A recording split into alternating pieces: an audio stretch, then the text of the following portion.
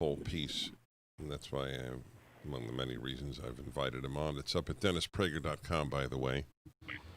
He's also author. His newest book is The United States of Trump, How the President Really Sees America. Talking about Trump, Bill, I always hesitate asking people to make predictions because I never make predictions. So, nevertheless, I'll put you on the spot. Not so much who do you think will win, but is it a toss-up in your eyes? Is it fair? Are the polls accurate that Biden is quite ahead? What is your read? The election were held tomorrow. Biden would win. The polls are not accurate. They're push polls, which means that the polling companies want a certain outcome because they're paid by corporations that want that outcome. And so they do little things like poll more Democrats than Republicans, and then they say, well, there's more registered Democrats than Republicans in the country. Well, that's true, but that doesn't mean there's going to be a turnout that has an 8-point spread like you do. And then they have the independents. What independents? They never say. So if you're going to call San Francisco and somebody's going to be an independent, which the polling companies quite often do, you're going to get a liberal take on your poll, and that's called push polling. Anyway, Biden would win tomorrow, but he's a weak candidate, and Trump can exploit him in the debates. If COVID diminishes, and it's a stubborn disease, that will ignite the economy, which is really what Donald Trump is all about. So all the other stuff is secondary to COVID diminishing and the economy surging again, because the radical Black Lives Matter movement situation works against Biden. As I said, most people don't want this radical left approach, and you saw Trump exploit that in Tulsa on Saturday. So if things go well for the country, Trump wins. If they continue to be chaotic, he probably loses. Right. Chaos is their friend. Yes. That's exactly my read. I just want to add that while I fundamentally agree with what you said, in my mind, the economy is only one factor.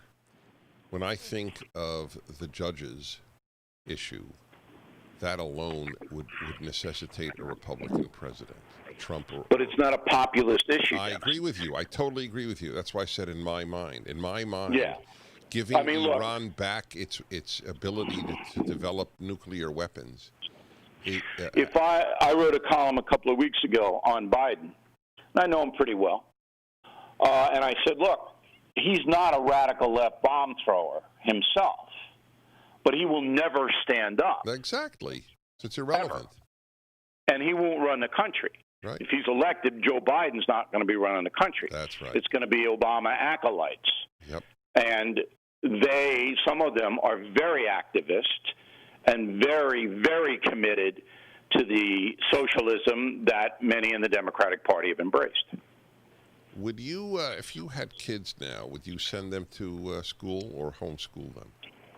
No, I got kids and they're in school.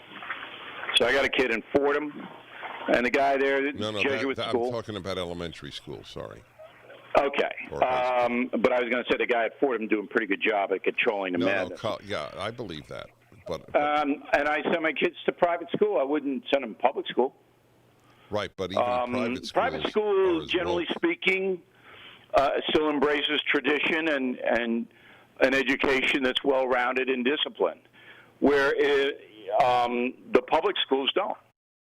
And that's the whole key to this race stuff, because you can't get – sorry about that, that's Holly the Terror dog. You can't get ahead in this country unless you're educated. And the public school education is in the inner cities dismal.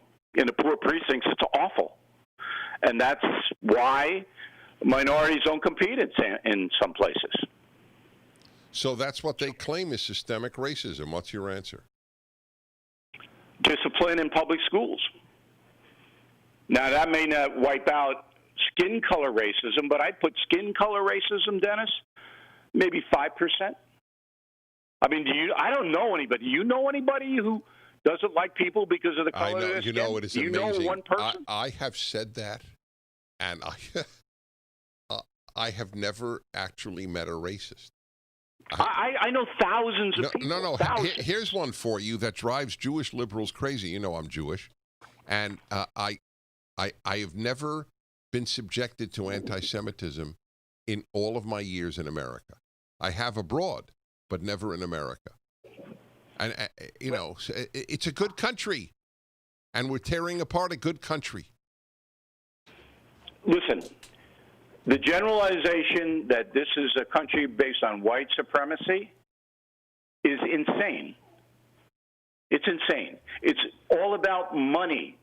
It's not about skin color. It's about money. The ruling class has money.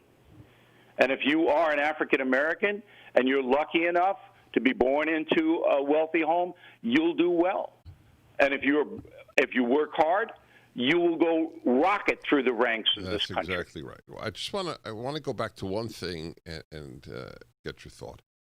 So if there's chaos, that's good for the Democrats. So here's an interesting question. Why would most Americans vote for chaos? Because they don't understand what's happening. And I don't want to be supercilious here, but they just don't understand. People vote emotion. They vote emotion. And if you're poor and you're not doing well, you're going to vote for the person who's not in office. And if you see violence in the streets, then you're going to vote for somebody who's going to stop the violence, which is why I say all these protests don't help Joe Biden and the Democratic Party. They know it, too. They know it. But they're just too cowardly to stop it. Well, what they say is... So people vote emotion. They don't see the bigger picture in many cases because they're looking at it through their point of view. So there are two ways of looking at the chaos for the emotional voter, which is many Americans. One is, my God, look at what the left is fomenting. I have to vote Republican. The other is, oh, my God, if Trump is out of office, no more of these riots. And I think that'll be close. I think it'll be 60-40 Trump's way because most Americans are going to blame the radical left for all of this. But there will be a large segment, and you know who they are in Los Angeles and the big cities, who are going to say, listen, Trump's a racist and all this stuff's his fault. Yep. And that'll catch on in some precincts because it'll be pushed by the media. That's right. All right. People should go to BillO'Reilly.com. You write really powerful columns. It's always good to be with you, Bill. Thanks for having me on, Dennis. Really appreciate it.